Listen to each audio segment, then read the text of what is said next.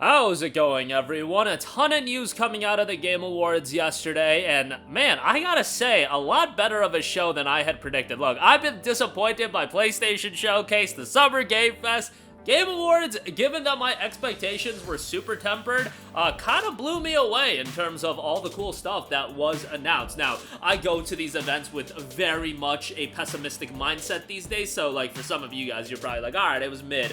But yeah, a lot of cool stuff announced. God of War Ragnarok Valhalla, the free DLC has officially been revealed. God of War Ragnarok Valhalla will be an epilogue to the events of God of War Ragnarok that follows Kratos on a deeply personal and reflective journey. Set after the divisive battle against Odin and Atreus' departure, Kratos has seen a path for himself that he never thought possible before. Brought to the mysterious shores of Valhalla, accompanied by Mimir, Kratos will enter its unknown depths to overcome trials within himself and face the echoes of his past.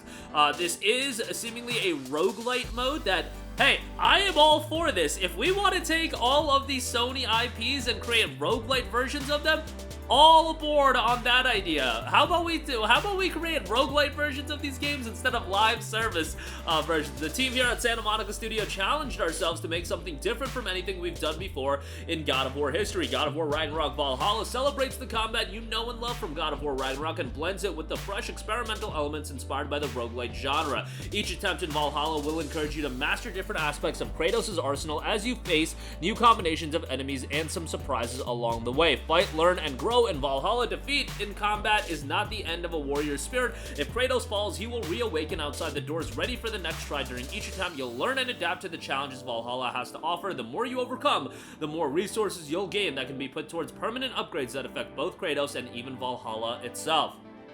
Accumulating rewards and knowledge during your attempts will help you get ever closer to discovering the mysteries that await Kratos within. Master Valhalla, master thyself. The shore of Valhalla humbles all those who wish to enter. Kratos must cast off his armor and equipment and instead build towards both pre-attempt and permanent rewards. Kratos will have access to all of his weapons and fully upgraded skill trees at all times, but must commit to a shield and path of Spartan rage for each attempt. As you overcome the trials of Valhalla and explore its depths, you'll make choices between temporary glyphs for which stats to upgrade, which perks to select, which runic attacks to wield, and more. Each attempt can play out differently based on the rewards you choose, so keep your strategy in mind when making selections. Wise preparation, adaptability to the challenge at hand, and command of your abilities will be the keys to mastery. Play and style. Armor in Valhalla is for appearances only, so don't hold back when customizing for style. Unlock different looks, then mix and match your favorites between attempts to get Kratos looking fighting fit for all of your photo mode needs. You'll also be able to choose your challenge. God of War Ragnarok Valhalla has 5 difficulty settings that have been specifically crafted and tuned to the unique gameplay of the downloadable content. Each difficulty setting increases the rewards you'll gain from battle, and you can swap freely among them between attempts, including to and from the highest difficulty setting, Show Me Mastery. As your skills grow, we encourage you to try out some of the higher difficulties to earn more rewards and test your mastery over Kratos' arsenal. Between the 5 options, you'll be able to select the level of challenge that is most fun for you. To help further customize your gameplay experience, the downloadable content will continue God of War Ragnarok standard for accessibility settings, which if you guys don't know, God of War and really Sony first-party titles in general have been really on the money when it comes to a variety of accessibility options. Like Spider-Man did a great job with that, Last of Us Part 1 did a great job with that, and God of War has done a pretty good job with that as well. Now, you can also play at any time. God of War Ragnarok Valhalla is a separate experience from God of War Ragnarok, so you don't need to worry about going in without certain upgrades, equipment, or story progress. If you think the DLC sounds fun, you can jump in at any time. However, if you are concerned about narrative or gameplay spoilers, we do recommend that you finish God of War Ragnarok first, as God of War Ragnarok Valhalla serves as an epilogue to the story of the base game. A gift to the fans: if you own God of War Ragnarok, you'll be able to download Ragnarok Valhalla for free on December the 12th at the PlayStation Store. On behalf of everyone at Sony Santa Monica, we want to wish everybody a happy holiday and extend our heartfelt gratefulness for the incredible support that you've shown us over the past year. We are truly fans of our fans, and we hope you enjoy God of War Ragnarok Valhalla when it comes out next week, and they want everybody to share their experience with it on social using the hashtags God of War Ragnarok Valhalla or hashtag GOWRV. So that is the full rundown for God of War Ragnarok Valhalla. I know that was a lot, but wanted to go over that because this was very, very surprising to me. Now, the idea of new God of War Ragnarok content, not that surprising. I had assumed we were going to get some sort of DLC expansion announcement.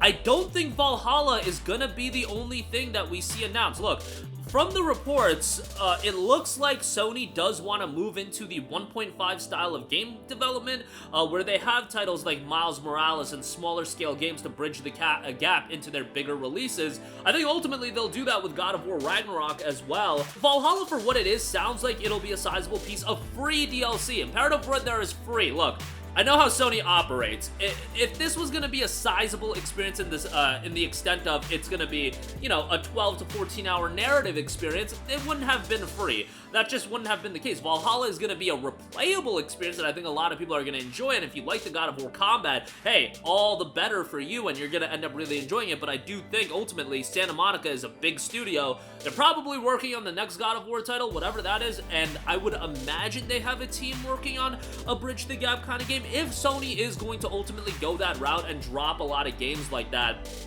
but you know, if we got a Bridge the Gap style of game for 2024 or 2025, add some depth to those years in terms of game releases as well. But really surprising, like, this is one that immediately got a lot of people excited. And not only that, I loved what they did in the trailer, the fake out that they did where they first pulled up December 12th, and then everybody was like, all right, yeah, to December 12th, 2024, okay, a year from now, we'll get some sort of expansion or DLC content. And then they said, and then they, at the end, added 2023. Just little things like that I always enjoy. It's like, you know how Final Fantasy VII Rebirth, at the end of that one trailer, they added on 2 discs? Just add that stamp of, like, oomph to, you know, really enhance presentation. Like, I think elements like that go a long way, and just something small that I picked up on that I was like, you know what, whoever constructed how this trailer was presented, give yourself a pat on the back, and you know what, Sony, give that man a raise, that man or woman a raise, because they did a really good job with this trailer, and free DLC for God of War Ragnarok is great. Obviously, I imagine most of you guys have God of War Ragnarok. Like, at this point, the game is getting cheaper and cheaper, but for a game that's over a year old, still kind of holding up in price, all things considered. But my audience, I would imagine most of you guys have already picked up the game. I mean, it was one of the standard bearers for PlayStation content in 2022, and Valhalla, a free piece of DLC. It's kind of crazy how 2022's major titles in Horizon Forbidden West and God of War Ragnarok, they were once again the major titles of 2024, in the sense that from a Sony first-party standpoint, you got Spider-Man 2, but outside of that, it was Horizon Burning Shores, and it's this God of War Ragnarok free DLC and Valhalla. You know, if DLC and content like Burning Shores has a quicker turnaround and you can get that done, and that'll help create a more compelling lineup every year, look, I'm all down for that, as long as it's priced well. And if you want to do these 1.5 games, these DLC content that people are going to get excited for, I don't see anything wrong with that. It gives you more of games that people already love. And the thing is, you know, with game development time going from 4.5 to 7 years, you know, legitimately a lot of games take 4.5 to 7 years to develop and turn around. Do you really want to wait 4.5 to 7 years for the next God of War title? Like, no, you don't. Or at the very least, you have to wait for that long for the next mainline title, but you can bridge the gap with stuff like Valhalla if they do a 1.5 title. I think that makes all the sense in the world, and I think, you know, that is something where Sean Layden's been talking about how the bubble has to burst with game development in terms of cost and length of development. Well, there's gonna be titles like God of War Ragnarok that is gonna always have a heavy budget attached to it, but you know, how do you enhance those experiences over the course of that 5 to 7 year window where you're waiting on the next title? You can do titles like Valhalla, you can do a Miles Morales style of experience or a Burning Shores style of experience, and I think that'll go a long way. But that'll do it for me. Again, very excited that this came out of nowhere in terms of how it was presented and the fact it is free DLC. Hopefully we do get some sort of, you know, 1.5 style title in the future, but that's just, you know, where I would like to see game development go in terms of bridging the gap into some of these big releases. But again, that'll do it for me. Sound off with all of your thoughts in the comment section down below. Thank you for watching, and goodbye. Hey guys, we hope you enjoyed the video, and if you did, make sure to hit the subscribe button, and if you're already subscribed, do us a favor and hit the bell icon. This way you'll be notified whenever we post a new video. That's the best way to keep up with all of our uploads, and we usually try to upload 2 videos a day. And with the bell icon hit, you'll be notified whenever we do upload a video. As always, thanks for watching.